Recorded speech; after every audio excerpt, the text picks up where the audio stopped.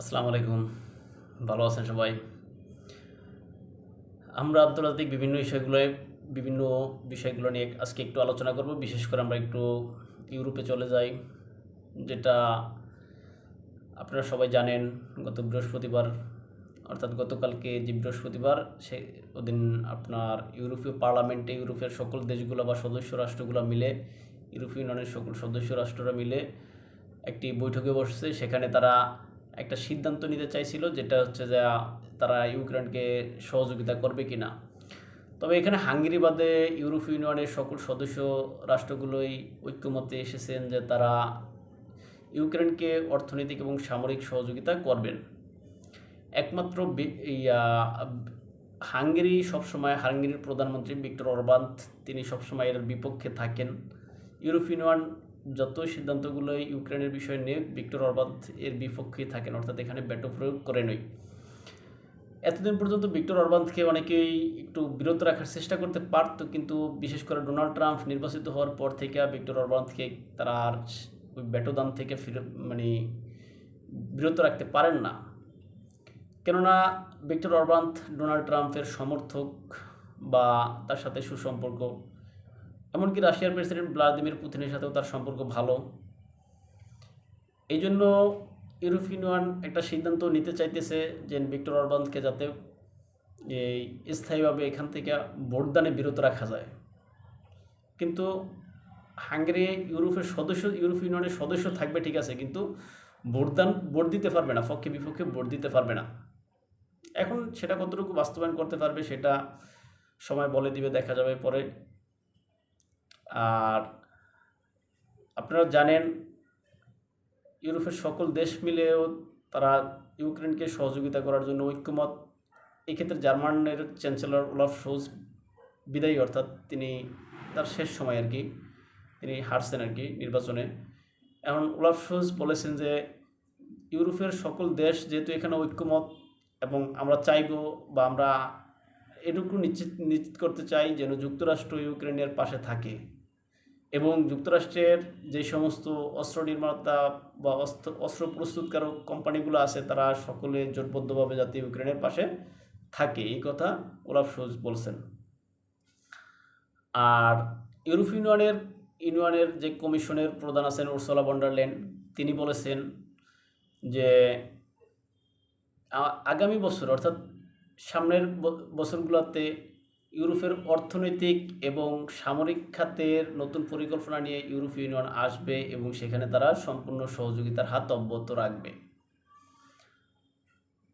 এক্ষেত্রে আপনার যুক্তরাষ্ট্র একটু ভিন্ন পথে যাচ্ছে। যুক্তরাষ্ট্র শুরুতে অনেক আগে থেকেই ভিন্ন দিকে যাচ্ছে, বিশেষ করে ডোনাল্ড ট্রাম্প নির্বাচিত হওয়ার পর থেকে। ট্রাম্পের নির্বাচনী প্রচারণায় সবসময় বলতেন যে যুক্তরাষ্ট্র এই যুদ্ধ বন্ধের জন্য চেষ্টা করবে তিনি নির্বাচিত হলে। আর তিনি আসলে তার সেই কথা বা সেই বক্তব্য তিনি রাখছেন, কেননা তার নির্বাচিত হওয়ার পর থেকে তিনি ইউরোপকে ইউক্রেনকে অস্ত্র দেওয়া বন্ধ করছেন। এমনকি যে সমস্ত অস্ত্রগুলো বিভিন্ন দেশে আসছিল ইউক্রেনের উদ্দেশ্যে, বিশেষ করে পোল্যান্ড হয়ে আসতো এই অস্ত্রগুলো, সেখানে হয়তো ওই অস্ত্রগুলো ওইভাবেই স্থগিত করে রেখে দিছে যাতে পোল্যান্ড হয়ে না আসে। আর তিনি আরেকটা সিদ্ধান্ত নিয়েছেন গুরুত্বপূর্ণ, যেটা হচ্ছে যে যুক্তরাষ্ট্রেও যে সমস্ত গোয়েন্দা তথ্যগুলো ইউক্রেনকে দিত, এই গোয়েন্দা তথ্যগুলো তারা বন্ধ করে দিয়েছে ইউক্রেনকে, এখন আর দিবে না। আর যদি না দেয় সেক্ষেত্রে অর্থাৎ রাশিয়ার সাথে ইউক্রেন পায়রা উঠবে না, কেননা যুক্তরাষ্ট্রের তথ্যের ভিত্তিতে সেখানে তারা হামলা করতে পারতো। রাশিয়ার সৈন্যদের গতিবিধি যুক্তরাষ্ট্র সাথে সাথে জানাইতো এবং ইউক্রেন হামলা করতে পারতো ওই তথ্যের ভিত্তিতে। কিন্তু ওই তথ্যগুলো যদি না পায় তাহলে সেক্ষেত্রে ইউক্রেন পিছিয়ে পড়বে। আর যুক্তরাষ্ট্র আরেকটা সিদ্ধান্ত নিতে যাচ্ছে, যেটা হচ্ছে যে ইউক্রেন রাশিয়া যুদ্ধের পরের থেকে 2,40,000 অভিবাসী যারা যুক্তরাষ্ট্রে আশ্রয় নিয়েছিলেন, এর পূর্ববর্তী প্রেসিডেন্ট অর্থাৎ জো বাইডেন প্রশাসন তাদেরকে রাজনৈতিক আশ্রয়ের অভিবাসী হিসাবে তাদেরকে মর্যাদা দিয়েছিল আর কি, বৈধ অভিবাসীর মর্যাদা দিয়েছিল রাজনৈতিক আশ্রয়ে। কিন্তু ডোনাল্ড ট্রাম্প প্রশাসন ওই যে তাদের যে বৈধ অভিবাসীর যে মর্যাদা সেটা তারা মানে বাদ করতে চাইতেছে, অর্থাৎ তাদেরকে ওই বৈধ অভিবাসীর মর্যাদা আর দেওয়া হবে না, অর্থাৎ তাদেরকে অবৈধ ঘোষণা করার একটা পরিকল্পনা নিতেছে।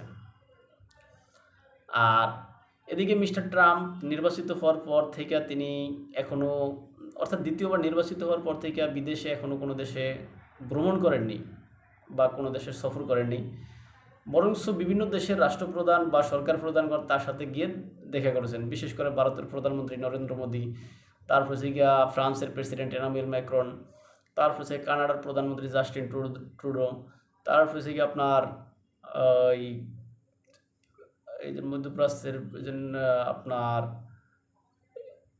বিভিন্ন দেশ আর কি, এভাবে তারা গিয়ে গিয়ে দেখা করেছিল। এখন সাংবাদিকদের প্রশ্নের জবাবে ডোনাল্ড ট্রাম্প বলেছেন যে তিনি তার দ্বিতীয় মেয়াদের বিদেশ সফর হিসাবে প্রথম তিনি সৌদি আরবকে বেছে নিয়েছেন। এর একটা উদ্দেশ্য আছে, কারণও আছে, কেননা সৌদি আরব সেখানে 1 ট্রিলিয়ন মার্কিন ডলার বিনিয়োগ করবেন, অর্থাৎ সৌদি আরব যুক্তরাষ্ট্রে 1 ট্রিলিয়ন মার্কিন ডলার বিনিয়োগ করবে। ওই টাকার যে চুক্তি হবে ওই বিনিয়োগের, সেই চুক্তি সম্পন্ন করতে মিস্টার ট্রাম্প বস্তা নিয়ে আসতেছেন, অর্থাৎ মুসলিম বিশ্বের টাকা তিনি বস্তা ভরে নিয়ে তার দেশে বিনিয়োগ করবেন। কিন্তু সৌদি আরব অন্য কোনো মুসলিম দেশে বা মুসলিম বিশ্বে অন্যান্য দেশে এরকম বিনিয়োগ করেনি, কিন্তু তারা যুক্তরাষ্ট্রে বিনিয়োগ করতে চাইতেছে বা যাচ্ছে বা করবে। যাও কেন করবে সেটা তাদের নিজস্ব মতামত, সেখানে আমাদের কিছু বলার নাই।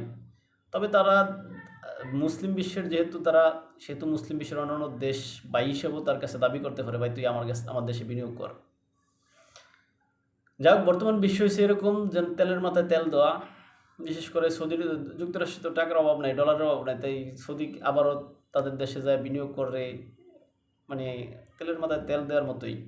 যাক, সেটা সেদিকে থাকুক।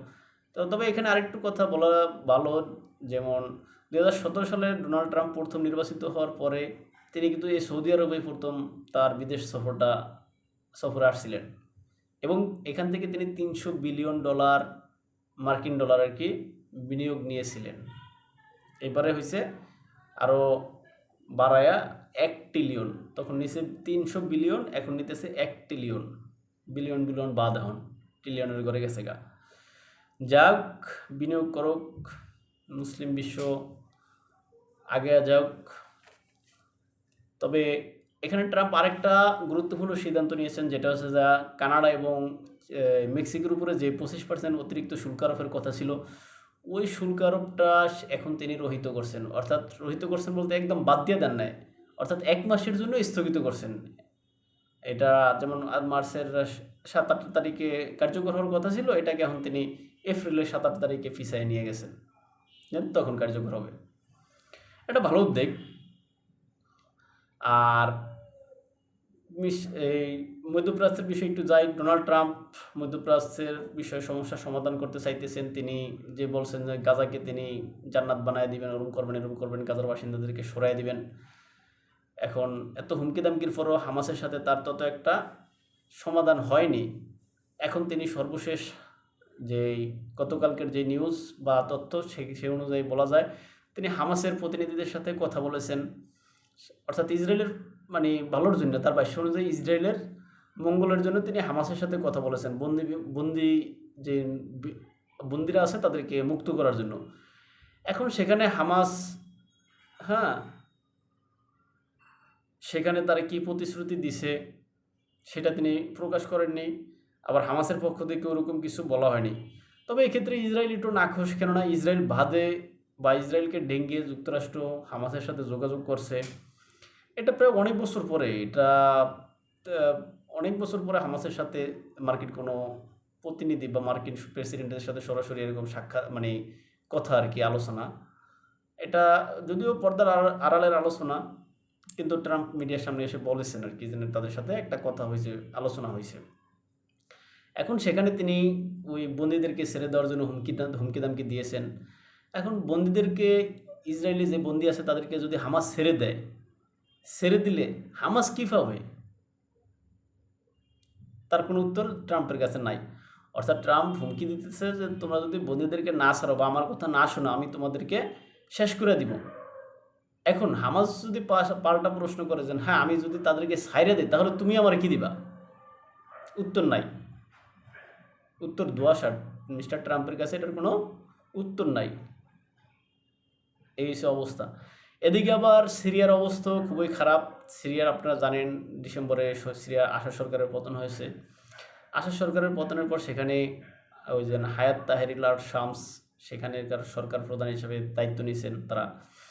তারা সেখানকার রাষ্ট্র পরিচালনা করতেছেন, কিন্তু গতকালকে আপনার ওই সিরিয়ার অর্থাৎ সাবেক সরকার বা প্রেসিডেন্ট বাশার আল আসাদ সরকারের যারা মানে সমর্থন করতো এরকম বাহিনী এখনও ওইখানে আছে, সিরিয়াতে আছে, তারা বর্তমান সরকারি বাহিনীর সাথে তাদের সংঘর্ষ হয়েছে। অর্থাৎ আসাদের অনুসারী বাহিনীগুলা সরকারি যে বাহিনী আছে তাদের উপরে হামলা করছে আর কি। সেখানে প্রচুর গোলাগুলি হয়েছে, 70 জন মারা গেছে এবং অনেক সরকারি সৈন্য যারা বাহিনী আছেন তাদের ভিতরে অনেককেই নাকি গ্রেপ্তার করে বা জিম্মি করে নিয়ে যাওয়া হয়েছে। আর এই বিষয়টা নিয়ে আসলে আরব লীগের যেই আজকে সম্মেলন হওয়ার কথা ছিল বা সম্মেলন হচ্ছে জেদ্দাতে, সেখানে তারা এটা নিয়ে উদ্বেগ জানাইছে। আসলে মধ্যপ্রাচ্যের পরিস্থিতি খুবই ঘোলাটে হইতেছে, পরিস্থিতি খুবই খারাপের দিকে যাইতেছে, জানি না কি হয়। আর এদিকে ইউক্রেন রাশিয়া যুদ্ধের একটা সমাধান আসার দ্বারপ্রান্তে আছে। হ্যাঁ, ট্রাম্প যে বিষয়ে প্রতিশ্রুতি দিয়েছেন ওইভাবে তিনি কার্যক্রম করতে চাইতেছেন। মিস্টার পুতিনের সাথে তার হয়তো গোপন একটা আতাত বা ছোটোখাটো যে কোনো একটা খসড়া চুক্তি হয়েছে হয়তো বা, কিন্তু অনেকগুলো বিষয় এখনও সম্পূর্ণ হয়নি, যেটা যেমন ইউক্রেনের সীমানা কি হবে। রাশিয়া হয়তো তার দখলকৃত অঞ্চল একটু ছাড়তে চাইবে না, আবার ইউক্রেন চাইবে যেন তার রাশিয়া যেগুলো দখল করছে সবগুলো ছাইড়া দেব। এখন এগুলোর ভিতরে আলোচনা করে বার্গেনিং করে সেখানে তারা একটা সমাধানে আসবেন, একটা মীমাংসায় আসবেন। তখন ইউক্রেনের যেই সীমানা নির্ধারিত হইবে। তারপর আপনার আরেকটা বিষয় আছে, যেটা হচ্ছে যে ওই যে সেখানে শান্তিরক্ষী মোতায়েনের যে বিষয়টা, কেননা রাশিয়া তো যখন তখন আক্রমণ করে, এখন শান্তিরক্ষী থাকলে হয়তো আক্রমণ করবে না এরকম একটা নিশ্চয়তা দিতে চাইবে, কিন্তু এক্ষেত্রে পুতিন হয়তো আপত্তি করবেন পশ্চিমা বিশ্বের যে সমস্ত শান্তিরক্ষী আছে তাদেরকে যাতে সেখানে মোতায়েন না করে, এরকম কোনো চিন্তাভাবনা আলোচনা হবে। যাই হোক, সবশেষ সকল যুদ্ধবিগ্রহ বন্ধ হোক, পৃথিবী শান্তিতে থাকুক, আমরা সবাই ভালো থাকি এবং পৃথিবীর সকল মানুষ ভালো থাকুক, এই আশাবাদ ব্যক্ত রেখে আজকে আমাদের লাইভ অনুষ্ঠান বা ভিডিও অনুষ্ঠান এখানে শেষ করছি। যারা এই ভিডিওগুলো দেখেন লাইক করবেন এবং চ্যানেলটা সাবস্ক্রাইব করবেন এবং আপনাদের বিজ্ঞ মতামত কমেন্টে জানাবেন।